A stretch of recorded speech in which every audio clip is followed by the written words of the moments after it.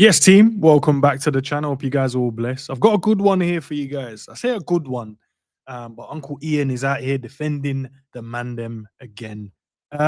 Yeah, he's always standing up for the guys, especially against the English media, because they're always trying to portray, especially the black players, in a negative light, negative connotations at times in terms of things that the wording they use in the media at times as well. I remember they did it with Sterling, they do it with Rashford, and now Bellingham is the next one. So, listen, I think some people might say, look, maybe an overreaction by Ian. Some people might say, no, it's justified, and he's only just pointing out the obvious that most people probably hide away from speaking about.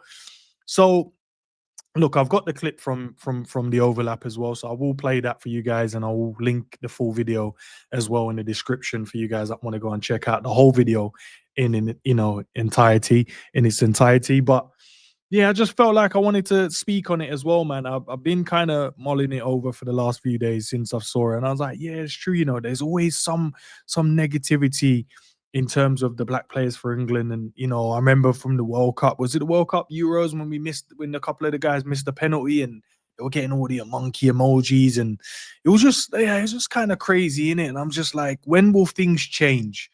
When will things I don't know. When everyone can agree, and I know it's probably on a smaller scale now because the team is a unit. I can tell by that they love, going away to the England camp and stuff like that. But just in general in the world, man, it's kind of just crazy as well.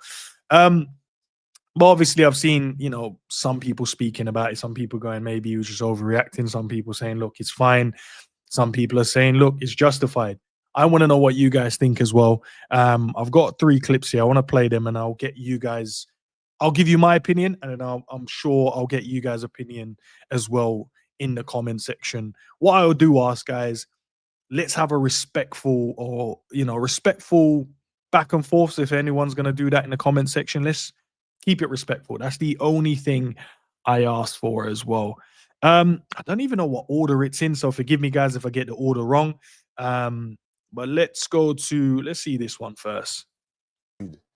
Right, saying, listen, my friend, be ready. I feel something you can feel. It's like when was this, Wrighty? Before the England game. This just now? Yeah, before the England game. And I just said, just be ready. Well, it's good that you can help him, right? Well, the thing is, you know what the thing is, though, and I'd say it, and maybe, of course it's private, but he said, ready for what? And I said, listen, it's coming, and I'm here. I'm going to be here. I'm going to make sure that I'm going to be on this side. Because what happens is that it just comes, and it just keeps coming. It's like a tsunami. And unless you play well and do something to and that just shifts it for a little while, because as soon as you play again and you don't play well, it comes back. And so he said, what's Carl? I said, just be ready for it. And it's here. I sent a message. So I think obviously he's talking about racism there in terms of there's going to be things being said about you in the media as well. So for an example, you play well, you score a late winner or you score goals, that everyone's on your side, like, yes, Jude Bellingham. But the moment you don't perform, the moment I don't know, you show a bit of arrogance, you show that, who else? I remember him saying that, people are like, oh, who does he think he is? I'm like, no, but he's a talented kid. He's a talented footballer. And he's basically saying, look, I will put the backpack on, I'll put the weights on, and I'll carry us. And I'll give everything I possibly can for my nation. And some people agree with it, but sometimes the media will be like, oh, it's a bit arrogant or this and that. If you guys will see it in the media, I'm sure you guys have. I think Ian is just saying there, Uncle Wright, he's saying there that, look, it's just, I'm here when people turn and you're going to get the bad press. I'm on your side. So if you need any advice, I'm there. So, and I think Bellingham's kind of not naive to it. I think he's just like, when he texts him, be ready, he's like, be ready for what kind of thing? Because he's not really thinking about it. He's just thinking, I'm going to put on my England jersey. I'm going to go out there and give my best. And let's see what happens as well. Let's see. I think it might be this one next. That they can't get to him. What do you mean? They can't. Well, look, his parents have kept him away from the Premier League. You know what I mean? He doesn't play in the Premier League. It kept him away from the journalists.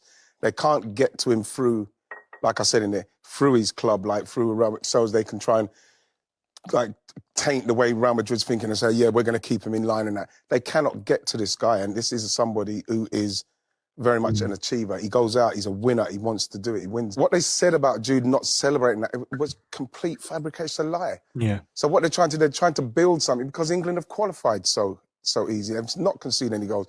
They've won all the games easy. So they need to have something else to pile on top of the narrative. And I'm worried for Jude simply because he's somebody that they can't control.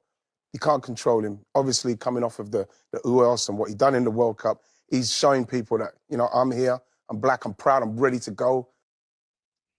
Look, I agree in terms of, because obviously I'm a Liverpool fan and I wanted Bellingham to join Liverpool when it was linked to joining us. I was like, yeah, Bellingham joining us would have been such a cold thing, or cold player to join the squad that we had at the time. But he opted to go Real Madrid. Obviously, better choice in that moment for him. You know, he went away in his first season, smoked the Spanish league, won the treble. Like he's just gone from strength to strength, and I think it was the best decision his parents made for him. Maybe they had one eye on, maybe we want to keep him out, like what Ian said there. Maybe we wanted to, you know, all right, he said they want to keep him out the English media a little bit. So we'll go Spain, and then the English media can't change or put things into like the Real Madrid sphere. So maybe that's one of their thinking as well. Like, you know, he'll be safe here away from it, because we've seen it with Sterling, seen it with Rashford, you know, in terms of the backlash they get. You've seen it with Sancho as well. I've seen, you know, things saying like, can't even wear jewelry now. Can't. Pogba, we saw when he was here as well in the league. It just feels like the guys that show a bit of, not, like, I wouldn't even say ego, because ego isn't a bad thing, because many people show ego. Most people show that, you know, when they're confident in what their ability is. If you're confident at what you do, you know, at your job, you'd show a bit of ego. Like, yeah, I got this. You know what I mean? So, but, you know, the moment he spends a little bit of money, the moment, he's wearing a bit of chains and jewelry, everyone wants to like, oh, look, another one, blah, blah, blah, blah, blah. So, look, yeah, I think they made a good decision there in keeping him out of the English media by staying there. But I don't think Jude just wants to play. That's what I think. I just think he wants to play, do the best for his country, do the best for himself, do the best for his teammate, and then let's see what happens. I think that's it. But there's always going to be something. And what right? He mentioned there about England qualified so easily. They won all their games, didn't concede no goals, scored loads of goals. So shouldn't the media outlets be going like, yo, England potentially going to win the World Cup? You know, they're such a good team. They're not conceding. They're scoring loads of goals.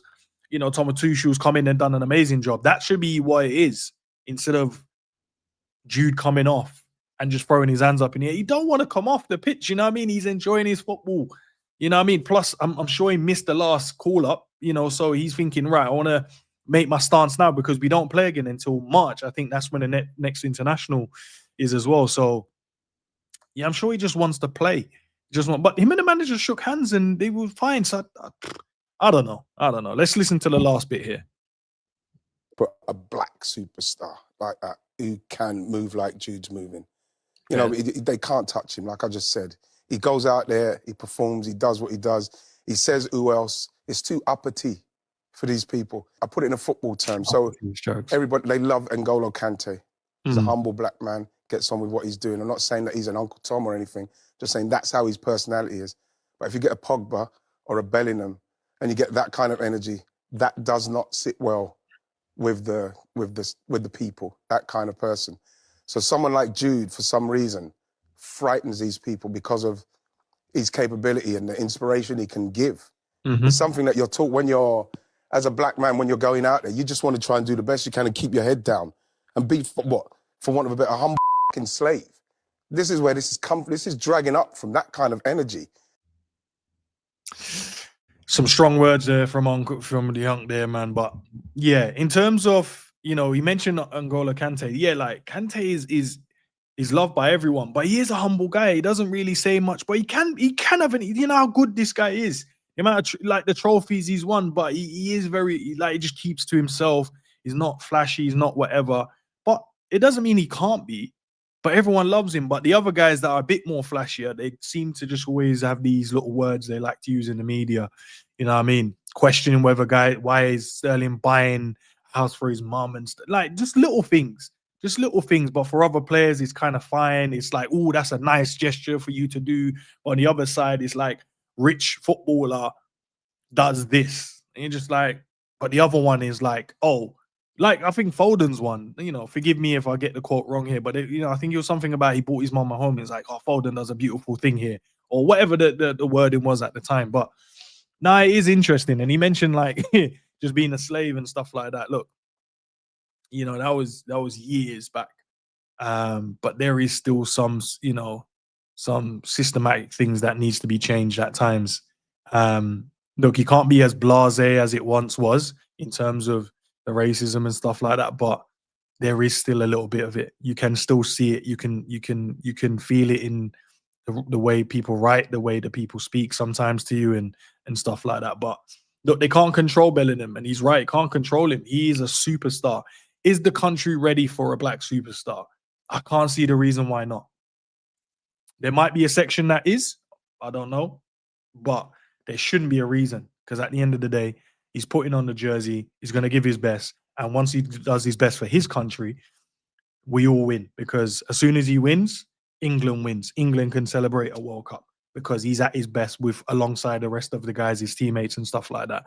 Let's stop trying to do this separation, segregation stuff. Let's just try and be together, man. Like, I don't even get it now. I honestly don't get it. I don't get it. I don't get some people's mindsets. But listen, I've been rambling on for too long, guys.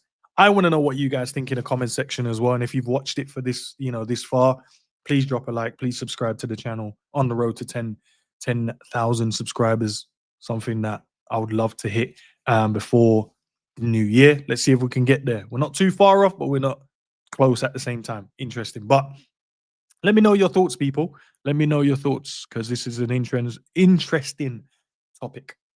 But I'll catch you guys soon. Peace out.